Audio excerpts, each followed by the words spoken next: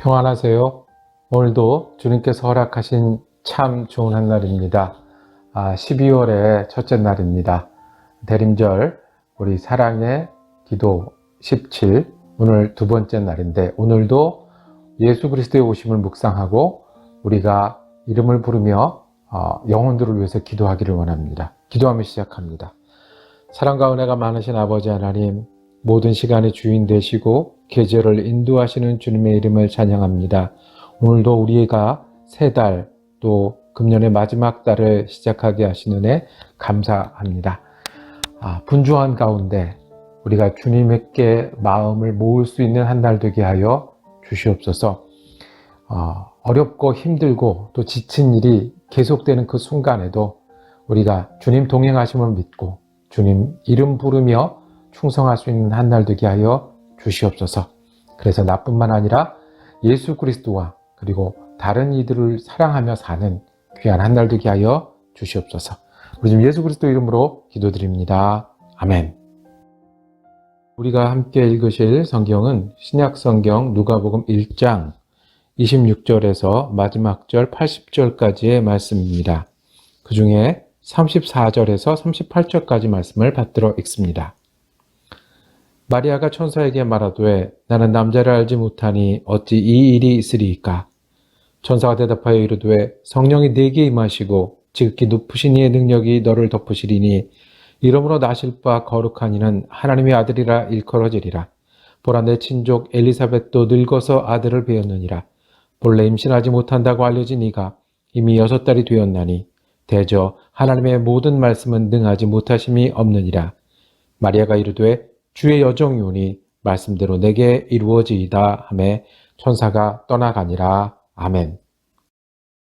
오늘 누가복음 1장 후반부 말씀을 묵상하시겠습니다. 사랑의 기도 17 중에 두 번째 날이고요. 그 제목을 주의 여종이오니 라고 정하고 은혜 나누기를 원합니다. 예수님은 아기로 오셨습니다. 하나님이 구원을 이루실 때 구세주를 우리에게 주셨고, 구세주가 오시는 그 길이 우리와 똑같은 모습으로 또 우리처럼 태어나셨습니다. 아기로 오시려면 구체적인 어머니를 선택하는, 그리고 그 어머니를 통해서 일하시는 하나님의 모습이 나옵니다. 그 이름이 마리아이죠. 16절에 보면 갈릴리 나사렛이라는 동네에 살았던 사람입니다. 그리고 27절에 보면 다윗의 자손 요셉이라는 사람과 정혼해서 결혼을 앞두고 있던 그런 사람이었습니다. 마리아라는 사람을 통해서 오시는 이 일, 이게 그냥은 안 되겠죠. 그래서 천사를 통해서 마리아에게 계시를 하십니다. 31절에 보면 천사 가브리엘이 나타나서 마리아에게 이야기를 합니다. 보라, 내가 잉태하여 아들을 낳으리니 그 이름을 예수라 하라. 그리고 그 아들은 다윗의 왕위를 그에게 주신다. 야곱의 집을 왕으로 다스린다. 즉 메시아, 유대 민족이 그렇게 기다리던 하나님의 구원자 메시아입니다. 그 이름을 예수라 하라 했을 때 우리 말처럼 하면 그 이름은 구원이라 하라. 구원자라 하라. 이런 뜻이거든요.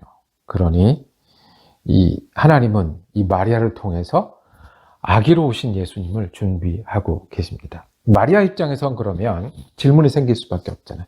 아기를 낳는다고 그 아기가 범상치 않은 아기라고 하나님 말씀하시는데, 그러면 제일 먼저 드는 생각, 결혼을 해야 되잖아. 이게 앞으로 일어날 태몽이라도 앞으로 내가 결혼을 해서 낳아야 되는데 그게 아니거든요. 이해할 수 없어요. 자기가 약혼자가 있어요. 그런데 아기가 생기면 안 되잖아요. 그리고 이 마리아가 지금으로 보면 몇 살쯤 되었을까에 대해 생각을 많이 하죠. 이 당시에 그 처녀가 정혼을 해서 결혼을 기다리면 몇 살쯤이었을까? 13살에서 한 16, 그 어간으로 보거든요. 그러면 중간쯤 잡아도 한 14살, 15살 된 거예요. 그 소녀에게 이 음성, 천사가 나타나서 이렇게 네가 아들을 낳을 것이고 그 아들이 하나님이 보내신 다윗 왕과 같은 메시아가 될 것이다. 구원이다. 그러니 내가 어떻게 이런 일이 있을 수 있겠습니까? 당연히 질문하셨죠. 하나님이 그게 천사가 대답을 합니다. 35절입니다. 천사가 대답하여 이르되 성령이 내게 임하시고 지극히 높으신 이의 능력이 너를 덮으시리니 이러므로 아실 바 거룩한 이는 하나님의 아들이다. 성령으로 하신다고 하셨어요. 하나님의 능력이 임하신다고 하셨어요. 그리고 그 하나님의 아들이라고 했습니다. 마리아가 알아들었을까요? 이 15살의 시골 소녀가 성령이 임하시고 높으신 이의 능력이 너를 덮으시고 하나님의 아들을 낳을 것이다. 우리는 뭔가 알아들어야 뇌를 합니다. 이해가 가야 뇌를 합니다. 안 그러면 잘 모르겠는데요. 동의할 수 없는데요. 그렇게 할 수 없는데요. 라고 얘기를 합니다. 우리는 대답을 할 때는 내가 할 수 있는 일, 그리고 노력해서 이룰 수 있는 일에 대해서 대답을 합니다. 내가 능력이 부족하지만 이렇게 해서 하겠습니다. 네, 제가 그거를 지금 하겠습니다. 언제까지 하겠습니다. 근데 이것은 이 마리아에게는 이해할 수도 없는 일이었고요. 그리고 능력을 생각해도 이거는 뭐 자기 능력 밖의 일입니다. 그런데 마리아는 대답합니다. 38절에 주의 여종이오니 말씀대로 내게 이루어지리이다. 잘 모르는데 어떻게 이 대답을 할까요? 할 수 없는 일인데 어떻게 대답을 할까요? 마리아의 이 대답, 네 그렇게 하시지요 라는 이 순종의 대답은요, 이 짧은 순간에 마리아는 어쩌면 인생을 걸었을지 모릅니다. 이 일로 인해서 나는 전혀 다른 삶을 살 것이다. 그 삶이 얼마나 내가 기대하고 바라고 예상하는 것과는 다른 것이다라는 그런 생각은 할 수 있었을 거예요. 그러니까 그 인생을 다 걸고 한 거야. 그리고 마리아가 지금 아기를 낳고 이렇게 산다고 하는 것은 대단히 위험한 일이었고요. 유대 사회에서 처녀가 특별히 정혼한 사람이 아기를 낳는다는 일은 이게 그 말 그대로 불륜 또는 그 순결을 지키지 못해서 법에 따라 돌을 맞아 죽어야 하는 그런 일입니다. 그러니까 네 그렇게 하시지요라고 대답하는 것은 이 짧은 순간에 죽어도 할 수 없겠습니다 라는 일이 되었습니다. 어떻게 이해할 수도 없는데, 어떻게 하고 싶지도 않은데, 어떻게 내가 할 수 있는 일도 아닌데 주의 여종이오니라고 말씀했을까요? 그것을 채우는 일은 믿음입니다. 그래서 우리가 예수를 따라 사는 것은, 또 예수의 사람으로 사는 것은 이해하는 일이 중요하지만 그게 전부가 아닌 거고요. 하고자 하는 마음이 중요하지만 그게 또 전부가 아니고요. 할 수 있는 힘이 중요하지만 그게 전부가 아닙니다. 그것은 믿음으로 채우는 거예요. 하나님이 그렇게 말씀하시니 이해할 수 없어도 내가 되는 게 믿음입니다. 내가 할 수 없는 일이지만 하나님이 내게 주시는 일이면, 인도하시는 일이면 내 하는 게 믿음입니다.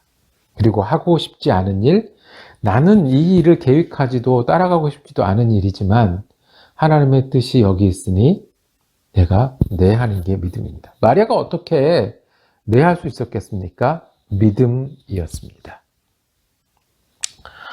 그래서 예수님이 우리에게 오시는데 어떻게 오셨냐면 예스 하는 마리아를 통해서 오셨습니다. 하나님이 일하실 때 어떻게 일하셨냐면 순종을 통해서, 마리아의 순종을 통해서 일하셨습니다. 더 정확하게는 하나님은 마리아의 믿음 가운데 하나님의 계획을 이루어 가신 그 큰 일, 예수가 오시는 그 큰 일을 이루어 가십니다. 이 예수님을 기다리는 일은요, 예수님을 믿는 일은 우리가 마리아의 자리에 다시 앉는 일입니다. 크리스마스를 준비하면 우리는 크리스마스 휴가 계획도 하고요. 어린이들은 어린이날인 줄 알고 있고요. 산타를 기다리고 있고요. 선물을 나눌 준비를 하고 여러 가지 일을 합니다. 그런데 믿음은 우리를 크리스마스를 앞두고 마리아의 자리에 앉게 합니다. 주님이 우리 주님이시니 내가 예스하는 자리. 다 이해하지 못하는 것은 믿음으로 예스하고, 하고 싶지 않은 일도 믿음으로 예스하고, 할 수 없는 일도 믿음으로 예수하는 이 자리를 통해서 하나님이 아기 예수를 보내시고 그 구원의 역사를 이루셨듯이 15살의 마리아가 예수했던 것처럼 우리도 예수 그리스도를 맞이하는 이 계절에 하나님 앞에 예수하는 자리에 가기를 원합니다. 그리고 오늘 함께 기도하기를 원합니다. 우리 가운데 참 어려운데, 참 힘들 수 있는데, 다 이해하지 못하고 능력도 부족하지만 주님께 예스하고 충성하는 사람들이 있습니다. 제 동료 목사 중에 한국에 계신 분인데 마리아와 같은 사람이 있어요. 부잣집 아들이었고 그분이 목사가 됐어요. 근데 어려운 사람들을 돌보기 시작해요. 다른 사람들이 일하는 곳은 다 떠나고 그 사람들을 위해서 스스로 가난하게 돼서 일하다가 병을 얻어서 일찍 세상을 떠났어요. 남은 가족들이 있잖아요. 근데 남은 가족들도 큰 병들을 가지고 안고 살아가요. 계속해서 하는 질문입니다. 주님, 이해가 안 갑니다. 주님,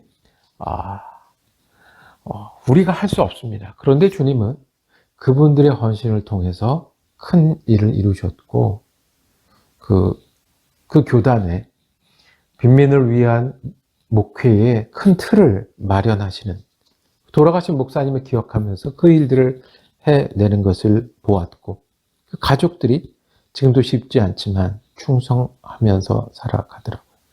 여러분들 주위에 우리 기도가 필요한 분들이 있습니까? 참 어려운데, 참 힘든데 그래도 주님께 예스하고 충성하시는 분들, 오늘 우리 손으로 이름을 한번 적고 기도했으면 좋겠습니다. 지금도 마리아와 같은 마음으로 충성하는 분들이 있어요. 교회가 힘들어도 교회를 떠나지 않고 지키는 분들도 있고요. 주위에 환경이 좋지 못해도 하나님의 뜻이 계시겠지, 그러니 나는 내 자리에서 충성합니다 하는 귀한 분들이 있어요. 시카고 다운타운에서 고생하시는 분들도 있고, 미국의 시골에서 한국 사람들 없는 데서도 주님 믿으며 살려고 애쓰는, 오늘 우리가 이름 부르고 그분들을 위해서 주님 축복하시고, 주님 그분들의 충성을 통해서 마리아에게 하셨듯이 큰 이루시는 그런 영혼들 되게 해달라고 우리 함께 기도하는 하루가 되기를 원합니다. 기도하겠습니다. 사랑과 은혜가 많으신 아버지 하나님, 우리 가운데 오신 예수님의 이름을 다시 찬양합니다. 마리아의 순종을 통해서 오셨듯이 우리도 우리 자리에서 믿음으로 순종하는 사람 되게 하여 주옵소서. 이해할 수 없는 순간에도 힘이 붙일 때도 하나님이 우리와 함께 하심을 믿음으로 말미암아 순종하는 사람 되게 하여 주옵소서. 지금도 어려운 가운데서도 주님께 순종하며 사는 많은 분들 기억하여 주셔서 주님 힘을 더하시고 은혜를 더하시고 축복을 더하여 주셔서, 그래서 이 땅에 예수님이 오셨듯이 그들의 순종을 통해서 하나님 일하시고 그들 곁에서 큰 일과 열매가 끊이지 않도록 인도하여 주시옵소서. 우리 예수 그리스도 이름으로 기도드립니다. 아멘. 감사합니다. 사랑의 17기도 두 번째 시간이었습니다. 내일은 누가복음 2장 말씀으로 사랑의 17기도 세 번째 시간 이어가겠습니다. 은혜로운 한 날 되시기를 축복합니다.